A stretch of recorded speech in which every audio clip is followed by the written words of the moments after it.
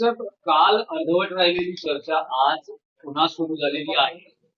काय वाटतं, काय निष्पन्न होईल? अजून पत्रकार परिषद होणं बाकी आहे, पण तुम्हाला वाटतं की तुमच्या ज्या काही मागण्या आहेत त्यावर राज्य निवडणूक आयोग काही समाधानकारक तुम्हाला उत्तर देऊ शकतो? मागण्या अत्यंत सोप्या आहेत. लोकशाहीला आणि भारतीय घटनेला धरून आहे. प्रत्येक भारतीय नागरिकाला एका मताचा अधिकार आहे आणि तो त्यांना मिळावा. माझं नाव कुणीतरी परस्पर मतदार यादीत टाकतंय किंवा माझं नाव परस्पर मतदार यादीतून गाळलं जातं आणि मलाच माहित नाही, आणि माझा मतदानाचा हक्क परस्पर हिरावला जातो. असे हजारो लाखो प्रकार महाराष्ट्रातल्या मतदार यादीमध्ये परत झालेले आहेत. जसं मी काल आपल्याला सांगितलं की नाशिकमध्ये 3,56,000 डुप्लिकेट मतदार आहेत. तुम्ही आजचा सामनाचा गैरलेख जर वाचला असेल तर त्यातून सगळी माहिती दिली. नाशिकमध्ये एका शहरात 4 विधानसभा मतदारसंघात 3,56,000 हे डुप्लिकेट बोगस स्थलांतरित मतदार आहेत तिथे, आणि हे टाकले गेले. नागपूरमध्येही तेच आहे, पुण्यातही तेच आहे. आता माझ्या बाजूला दिव्याचे रोहिदास मुंडे आहेत. ते कल्याण ग्रामीण विधानसभा क्षेत्रातली यादी घेऊन आले. दिव्यातलेच फक्त दिव्यातले 17,258 दुबार मतदार आहे, डुप्लिकेट मतदार एकट्या दिव्यामध्ये आहेत. म्हणजे अख्ख्या ठाण्यात महानगरपालिका हद्दीत कल्याण डोंबिवली हे टाकले गेलेले मतदार आहेत. ते आता प्रत्येक वॉर्डामध्ये पसरवले जातील, मतदान केलं जाईल. हा विषय गंभीर आहे असं निवडणूक आयोगाला वाटत नाही का? आणि डुप्लिकेट मतदार डिलीट करण्याचा अधिकार आम्हाला नाही हे सांगत असते ते काय झक मारतात निवडणूक आयोगाला? डुप्लिकेट बोगस मतदार यादीतून वगळण्याचा अधिकार जर यांना नसेल, निवडणूक आयोगाला, निवडणूक अधिकाऱ्यांना, मग कशा करता हा ना पोचतोय आमच्या कराच्या पैशातून? हा साधा प्रश्न आहे. त्यासाठीची मिटिंग. व्हीव्हीपॅट का नाही? सुप्रीम कोर्टाने सांगितलंय ना. मग मुंबई महानगरपालिकेमध्ये व्हीव्हीपॅट असायला पाहिजे. लोकांच्या मनात काही शंका आहे का व्हीव्हीपॅट नाही? प्रत्येकाला मतदानाचा अधिकार जर मिळायचा असेल तर ऑनलाईन वरती जे काय मतदार नोंदणी आणि डिलिशन सुरू आहे, हा एक मोठा फ्रॉड भारतीय जनता पक्षाच्या आयटी सेलनं सुरू केलेला आहे, मिंदे गटानं सुरू केलेलं आहे. हे थांबावं असं निवडणूक आयोगाला वाटत नाही, आणि हे निष्पक्ष आणि पारदर्शक निवडणुका घेण्याच्या गोष्टी करतायत. हे अत्यंत एक डर्टी प्रकरण आहे, अत्यंत घाणेरडं प्रकरण. अशा तऱ्हेने या देशातल्या लोकशाहीला तिरडीवर टाकावं लागेल, किंवा नवे टाकलेलीची अंत्ययात्रा सुरू आहे लोकशाहीची. पण राऊतसाहेब, काल जे शिष्टमंडळ राज्य निवडणूक आयोग किंवा मुख्य निवडणूक आयुक्तांना भेटलं, एकमत दिसलं एका मागणीसाठी की सदोष आहेत मतदार याद्या, असं सगळ्या विरोधी पक्षाचं म्हणणं आहे. आणि जोपर्यंत या याद्या दुरुस्त होत नाही, मतदार याद्यांमधले घोळ मिटत नाहीत, तोपर्यंत निवडणुका घेऊ नका, अशी एक मागणी समोर आहे. ही सामुदायिक मागणी आहे की मतदार याद्या म्हणजे निवडणूक प्रक्रियेतली भगवद्गीता आहे. लक्षात घ्या, पवित्र आहे. मतदार यादी शुद्ध आणि पवित्र असायला पाहिजे, तर निवडणुका पारदर्शक होतात. करेक्ट? आम्ही मतदार यादीला भगवद्गीतेचा दर्जा देतो लोकशाहीमध्ये.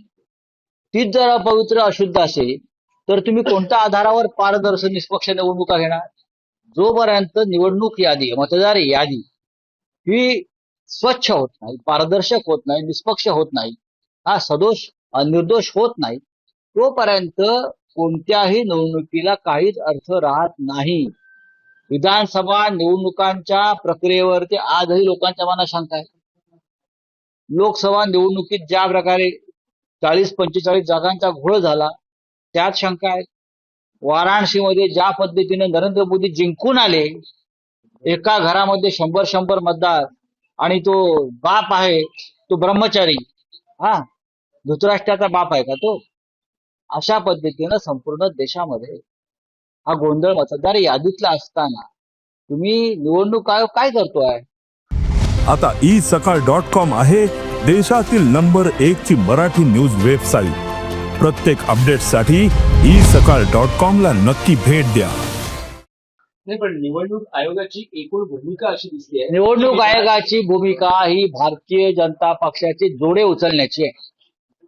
निवडणूक आयोग हा भारतीय जनता पक्षाचा किंवा सरकारच्या पूर्ण दबावाखाली, एवढंच मी सांग. नाही, पण राऊतसाहेब त्यातला एक स्पेसिफिक प्रश्न असा आहे की निवडणूक आयोग म्हणतोय की विधानसभा निवडणुकीला जी मतदार यादी अंतिम झाली त्यावरच पुढच्या स्थानिक स्वराज्य संस्थांच्या निवडणुका होतील. जर असं झालं, या विधानसभा निवडणुकीच्या वेळेसची जी मतदार यादी आहे त्यावर जर मतदान स्थानिक स्वराज्य तीच संस्थेचं सदोष झालं, आहे. तर महाविकास आघाडी आणि राज ठाकरे अशी मिळून भूमिका काय असेल? बघा, त्यासाठी आज साधारण 1.5 वाजताच्या दरम्यान पत्रकार परिषद या सर्व नेत्यांची आहे. तिथे याच्यावरती आता तुम्हाला उत्तर मिळेल. पण विधानसभेतली निवडणूक सदोष आहे, मतदार यादी सदोष आहे, हे स्पष्ट झाल्यावर, उघड झाल्यावर तुम्ही त्याच यादीचा आग्रह धरताय. पण पुन्हा या मधल्या काळामध्ये अनेक ठिकाणी पुन्हा डुप्लिकेट मतदार आलेले आहेत. जसे काल नाशिक असेल, आता दिव्याचे दाखवतोय आम्ही, मुंबईतल्या वॉर्डामधले आम्ही आकडे दाखवतोय. आम्ही काय कार्यकर्ते तुम्हाला काय मूर्ख वाटलो का? राजकीय कार्यकर्ते आमची पदरमोड करून दिवस रात्र आम्ही काम करतोय मतदार यादीवर. निवडणूक आयोगाकडे काय यंत्रणा आहे? भाजपची यंत्रणा वापरते निवडणूक आयोग. निवडणूक आयोग भाजपचा बटेक झालेला. दुबार यादी संदर्भात आता तुम्हाला घोळ समोर आलाय का? येणाऱ्या काळात आधार कार्ड पण आणि माणसावर शोधाची वेळ तुमच्यावरती येणार का? आणि येणाऱ्या काळात बॅलेट पेपर किती महत्वाचे असतील? जर तुम्हाला व्हीव्हीपॅट मुंबईमध्ये देणं शक्य नसेल, मशीन ईव्हीएम, तर काल सगळ्यांनी जी मागणी केलेली आहे बॅलेट पेपरवर निवडणुका घ्या. का घाबरताय तुम्ही? मुंबई शहरामध्ये तरी तुम्ही बॅलेट पेपरवर निवडणुका घ्यायलाच पाहिजेत. मी तर म्हणेन अख्ख्या महाराष्ट्रात घेतल्या पाहिजेत तुम्ही. हे पॅनल सिस्टीमचा काय संबंध आहे इथे? यापूर्वी महाराष्ट्रामध्ये एकाच एक निवडणूक झालेली, 1 to 1 अख्ख्या महाराष्ट्रात, देशात. हे फॅड आणलं कोणी? या भाजपवाल्याने आणलं घोळ करण्यासाठी. पॅनल सिस्टीम कसली? एका भागामध्ये 4-4, 5-5 नगरसेवक, एका भागामध्ये 4-4 नगरसेवक. लोकांनी जायचं कोणाकडे? नाशिकला 4चा पॅनल, ठाण्यात 4चा पॅनल. हा काय बकवासपणा आहे? निवडणूक ही एकाच एक असते, समोरासमोर, जी मुंबईत आपण करतोय. मुंबईत तुम्हाला शक्य नाही. प्रत्येक ठिकाणी ही निवडणूक झाली तर भारतीय जनता पक्षाची आणि यांची धुळदाण होईल. हे अनेक वर्षांचा यांचा डाव आहे. निवडणूक एकाच एक असायला पाहिजे. पॅनल सिस्टीम हा फ्रॉड आहे. विलास मोरे देखील सांगतात की मला मतदान बाहेरून पडलेले आहेत, त्यामुळे 20,000 मतदार मी बाहेरून आणले. असं निवडून आलेले एक आमदार मिंदे गटाचा सांगतोय. निवडणूक आयोगाने याची दखल घ्यायला नको का? 20,000 मतदार आणलं कुठून? आमची लढाई तिथेच आहे. विधानसभेला जे लाखो मतदार घुसवले गेले, 46 लाख, त्याच्यातल्या एका आमदाराने कबूल केलं मी 20,000 मतदार बाहेरून आणले. पैठणमध्ये आम्ही जे मतदार काढलेले आहेत ते 56,000 आहे. हा 20,000 पर्यंत आले. पैठण मतदारसंघामध्ये 56,000 डुप्लिकेटने बाहेर आणलेले मतदार होते. आमदारांना निवडून आलेल्या 20,000चा आकडा दिला. राऊतसाहेब, काल शिष्टमंडळात उद्धव ठाकरे होते आणि सत्तेतून पायउतार झाल्यानंतर पहिल्यांदाच उद्धव ठाकरे मंत्रालयात गेले होते. त्यावरूनही काही प्रतिक्रिया उमटलेल्या आहेत. त्याच्यावरती काय पाहिजे प्रतिक्रिया? तुम्हाला कशा करता असायला पाहिजे? नाही, किती माजी मुख्यमंत्री जातात मंत्रालयामध्ये, पदावरून दूर गेल्यावरती शक्यतो जात नाही. मुख्यमंत्री असताना ते जातात. आता हे बघा, हे देवेंद्र फडणवीस, एकनाथ शिंदे वगैरे काय बोलतात त्याच्याकडे दुर्लक्ष करा. तुम्हाला जर महाराष्ट्र सुखानं नांदवायचं असेल तर हे लोक काय बोलतात? ह्यांनी काही केलेलं नाही. हे देवेंद्र फडणवीस काय म्हणतात? संजय राऊत कोण? बरोबर ना? त्यांना जर या महाराष्ट्र राज्याचा 25 वर्ष खासदार असलेला माणूस माहीत नसेल तर त्यांना त्यांच्यावरती उपचार करण्याची गरज आहे. जो माणूस या राज्यामध्ये 4 वेळा खासदार झालेला आहे आणि युतीमध्येही झाला त्यांच्या आणि नंतरही झाला, तर ही बकवासगिरी जर राज्याचा मुख्यमंत्री करतो तर यांची तुम्हाला मानसिक लेवल काय आहे हे कळून घ्यायला पाहिजे. उद्या आम्ही म्हणू ना मोदी कोण? आम्ही मोदींना उत्तर देतो, आम्ही अमित शहाना उत्तर देतो, आम्ही देवेंद्र फडणवीसना उत्तर देतो. आम्ही असं विचारत नाही हा कोण तो कोण. तुमचं अस्तित्व आहे, शिवसेनेचं अस्तित्व आहे आणि राहणार, आणि तुमच्या छाताडावर आम्ही बसणार. देवेंद्र फडणवीस हे लिहून ठेवा. मीडिया जी आहे ती पराभवाच्या मानसिकतेत गेलं असल्यामुळे ती अशा प्रकारे फेक नरेटिव्ह सेट करण्याचा प्रयत्न करते असं बावनकुळेंचा टोला लागवला. हे बघा, बावनकुळे असं म्हणतायत की उद्याच्या स्थानिक स्वराज्य संस्थांच्या निवडणुकीत आम्हाला 51% मतं मिळणार आहे. हा कुठून आणला आकडा त्यांनी? याचा अर्थ 51% घोटाळा त्यांनी करून ठेवला.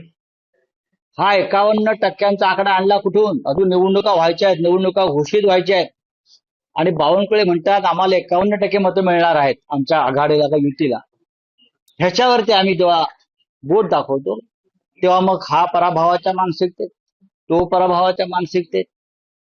निवडणुका बॅलेट पेपरवर घ्या, मग पराभव कोणाचा होतोय आपल्याला कळेल. चला, थँक्यू. अरे सोडाव शिंदे बोलिए क्या है? मुद्दे का जो है घोटाला फिर से सामने आया थाने के दिवाई इलाके से, किस पता चले? पूरे महाराष्ट्र से घोटाला सामने आ रहा है. नासिक में 3.5 लाख बोगस डुप्लीकेट वोटर्स. मेरे साथ मिस्टर हमारे रोहिदास जी मुंडे है, हमारे पार्टी के वहां के नेता. 17,000 डुप्लीकेट वोटर्स है कल्याण ग्रामीण में, दिवा कंस्टिट्यूंसी में, नागपुर में है, पुणे में है, मुंबई में है. हमने चुनाव आयोग से कहा है भाई आपका ये काम है, जब हम आपके पास हमारी कंप्लेंट लेके आते हैं तो आपका काम है, तो बोल रहे नहीं हम डिलीट नहीं कर सकते. तो डिलीट नहीं कर सकते तो bogus fraud duplicate voters hold करेंगे? ये चुनाव आयोग का काम है. चुनाव आयोग का काम है निष्पक्ष तरीके से चुनाव करना, लोकतंत्र को बचाना, संविधान की रक्षा करना. और आप कहते हो जो डुप्लीकेट वोटर है हमें मालूम है, लेकिन हमें निकालने का अधिकार नहीं. तो उनसे हम क्या उम्मीद कर सकते हैं ऐसे लोगों से? विकासराव भुमरे ने देखिए कहा गया कि अरे एक एमएलए है यहाँ चुनकर आया है सत्ताधारी पार्टी का पैठण से, वो खुलेआम बोलता है कि मैंने चुनाव कैसे जीता, तो मैंने 20,000 वोटर्स को बाहर से लाया. क्या वो 20,000 वोटर का नाम लिस्ट में था? अगर लिस्ट में था तो कैसे आ गया? क्या चुनाव आयोग को उस बारे में संज्ञान लेने की जरूरत नहीं पड़ी? ऐसे चुनाव आयोग के ऊपर हम कैसे विश्वास रखेंगे? एक विधायक बोल रहा है कि मैंने बाहर से वोट लाकर चुनाव जीता है और चुनाव आयोग सोया पड़ा है. Thank you. देश विदेशातील प्रत्येक घडामोडींचे लाईव्ह अपडेट मिळवण्यासाठी आता साम टीव्हीच्या सर्व सोशल मीडिया प्लॅटफॉर्मला लाईक, फॉलो आणि सबस्क्राईब करा. तसंच सर्व नोटिफिकेशनसाठी बेल आयकॉन प्रेस करायला विसरू नका.